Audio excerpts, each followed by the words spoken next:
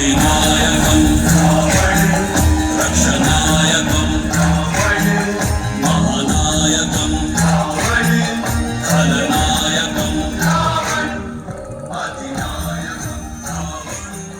रक्षनायकं।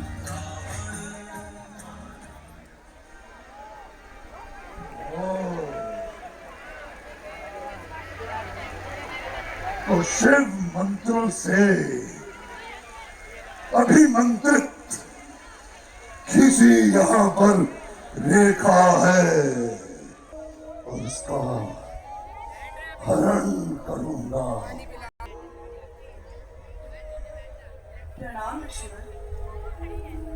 देवी, भूखा ब्राह्मण द्वारे पर है, अपनी कुटिया के पट खोलो। कुछ भोजन कंद मूल फल की इस साधु को नारी का धर्म निभाती हूँ। हे अतिथि देव, मैं भिक्षा लेकर के रेखा के बाहर आती हूँ। आओ देवी, पधारो। भिक्षा ग्रहण करें। ऋषिवर।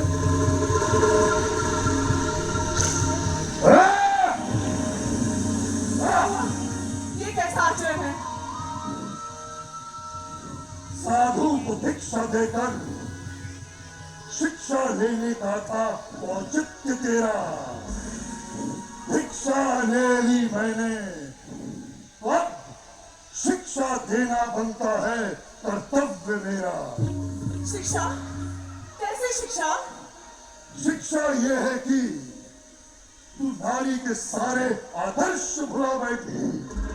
नारी के धर्म कर्म के तू सारे उत्कर्ष भुला बैठी। नाम के तहरी घर की सीता, मर्यादा से तू फिसल गई। शब्द मेरे थे और परिभाषा, सीता तेरी बदल गई। ओ वैदेही, तू रेखा के उस ओर भवन है सूर्यवंश के पुत्रों का, किंतु जिस ओर तुम खड़ी हो वो तो पूरा जंगल है, पशुओं का, जीवों का, कीटों का। और जंगल में तो सीता नियम अलग ही चलते हैं, शक्ति ही रौंदे जाते हैं और बलवान ही फूलते फलते हैं। जो शक्तिशाली होते हैं वो स्वेच्छा से चुनते हैं भोजन को और नारी को। जितना बड़ा हो पंजा उनका, उतना शिकार मिले शिकारी को। इसलिए जो डर की मर्यादा तज कर बाहर निकल जाती है वो हैवानों के चंगुल से कभी बच नहीं पाती है। बस यही थी शिक्षा तेरी।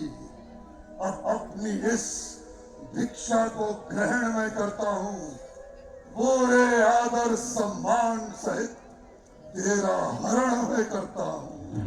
हरण? तुम हरण करोगे क्यों मेरा? तुम कौन, कहाँ से आए हो? ये साधु वेश धर के तुम क्यों मुझको हरने आए हो? लो परिचय दे ही देता हूँ।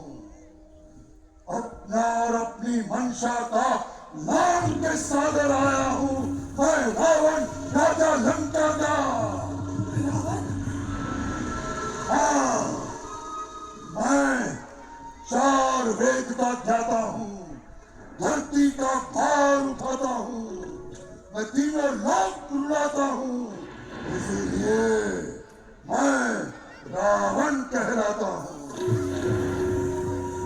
तेरे पति के संकेत पर लक्ष्मण ने ऐसा कार्य किया कि शक्त भिक्षक मेरी बहना कर पौरुष को बदनाम दिया।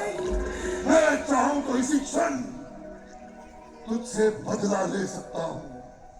तो दशा बहन की मेरी मैं ऐसा भी कर सकता हूँ, किंतु रावण इतना गिरा हुआ नहीं जो नारी पर हाथ उठाएगा।